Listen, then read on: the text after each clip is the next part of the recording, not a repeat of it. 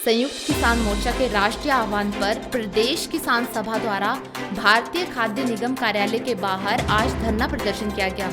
इस प्रदर्शन में किसान सभा ने केंद्र सरकार द्वारा लाए गए तीनों नए कृषि कानूनों को वापस लेने के साथ ही प्रदेश में होने वाली फसलों पर आधारित उद्योगों को स्थापित करने की मांग की। प्रदर्शन के दौरान किसान सभा के अध्यक्ष कुलदीप तंवर ने कहा कि वह भारतीय खाद्य निगम के विरोध में नहीं है, बल्कि उसके समर्थन में निगम कार्यालय पर इकट्ठा हुए हैं।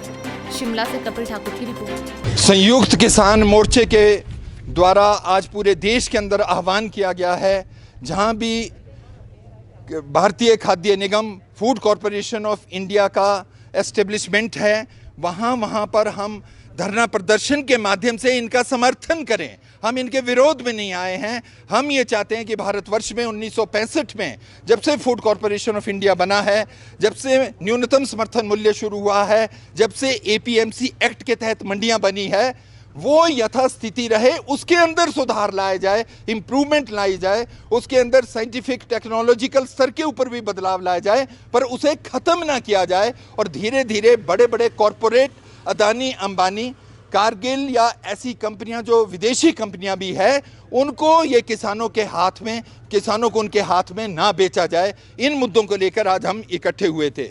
दूसरा भी हाल ही में केंद्रीय सरकार ने फूड कॉरपोरेशन ऑफ इंडिया के कुछ रूल्स रेगुलेशन ऐसे स्ट्रिंजेंट किए हैं जिससे आम किसान अपना प्रोडक्ट मार्केट के अंदर ये एमएसपी के ऊपर ना बेच पाए।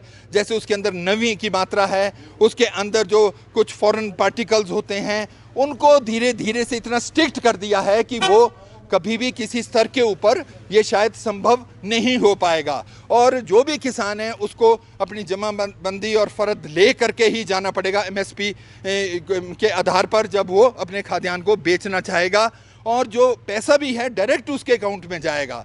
पर जो एक एब्सेंटी लैंडलॉर्ड है, जिसकी ज़मीन का छोटे लघु सीमांत किसान इस्तेमाल करते हैं, रेंट पर लेते हैं, उन लोगों को इसकी दिक्कत होगी। तो हमें चाहते हैं कि इस समय जो किसान आंदोलन 4 महीने से ज़्यादा हो चुका है, इस समय सरकार ऐसे कोई एक एक्शन ना ले। जो भी अगर कुछ करना है तो स्टेक होल्डर के साथ बैठ करके, एक्सपर्ट्स के साथ बैठकर ये निर्णय ले।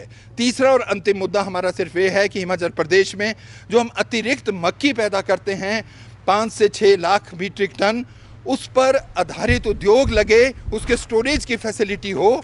मगर साथ साथ में जो महत्वपूर्ण चीज़ है कि फूड कॉरपोरेशन ऑफ इंडिया और हिमाचल सरकार मक्की को 1850 रुपये एक मन के हिसाब से जो इसका एमएसपी है उस पर खरीदे, जो इस साल 800 से 1200 रुपये के बीच में बिकी है। तो ये हमारे मुख्य मुद्दे हैं। और जो गेहूं है, पिछले वर्ष केवल 3000 मीट्रिक टन बिका है, और जो ये धान है उसको बेचने के लिए हमारा पौंटा का किसान उत्तराखंड और उसको हरियाणा में जाना पड़ता है। उसके लिए वहाँ पर राइस मिल का प्रबंध हो, और वो चीज़ें धान, गेहूं और मक्की जो ऑलरेडी 23 आइटम के अंदर आते हैं, उसमें हिमाचल प्रदेश के अंदर ही वो बिकने चाहिए। और जो हमारा फल और सब्जी है आने वाले समय में, उसमें भी हम लोगों को एक न्यूनतम समर्थन मूल्य मिले।